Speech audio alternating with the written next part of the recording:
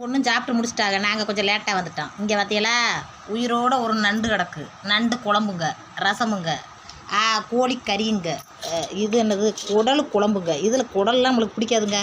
அதனால் இந்த சிக்கன் வறுவலுங்க என்னென்னமோ இருக்குங்க. எனக்கு அதெல்லாம் பிடிக்காது. எனக்கு ஒன்லி இது ரசம் கிரேவி தான். நண்டுலாம் பிடிக்கவே பிடிக்காது. நண்டை பார்த்தாவே 4 கிலோமீட்டருக்கு அங்கே ஓடுவேன். பொண்ணு மாப்பிளையும் சாப்பிட்டாங்க. இன்னும் நம்ம சாப்பிடுவோம். சாப்பிட்டுட்டு எங்கேயாவது பொண்ணு மாப்பிள்ளையோட சேர்ந்து நம்மளும் வெளியில் போய் குஜாலாக தெரிஞ்சுட்டு வருவோம். பிடிச்சிருந்தா லைக் பண்ணுங்கள். இதே மாதிரி எல்லோரும் கல்யாணம் முடிஞ்ச வீட்டில் இருக்கிற ஊரம் பொண்ணு மாப்பிள்ளையெல்லாம் விருந்து கிடச்சி இப்படி சந்தோஷமாக இருக்கணும். சந்தோஷமான வாழ்க்கை தான் வாழ்க்கை. காசு பணம்லாம் அப்புறம். சரி, நான் இப்போ சாப்பிட்றேன். நீங்கள் லைக்கை மட்டும் போடுங்க. ஆமாம், எங்கள் மாமியா பாருங்க, பந்தி பரிமாற சொன்னால் எப்படி போய் உட்காந்துருக்கிறத. அதிகமாக சாப்பிட்டு குண்டாகக்கூடாது. குண்டானா இப்படித்தான் சப்பலை போட்டு பரிமாறணும்.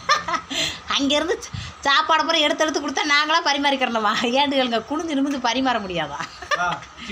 இதுக்குத்தான் கொஞ்சமாக சாப்பிடணும். என்னை மாதிரி ஸ்லிம்மாக இருக்கணும். எப்படி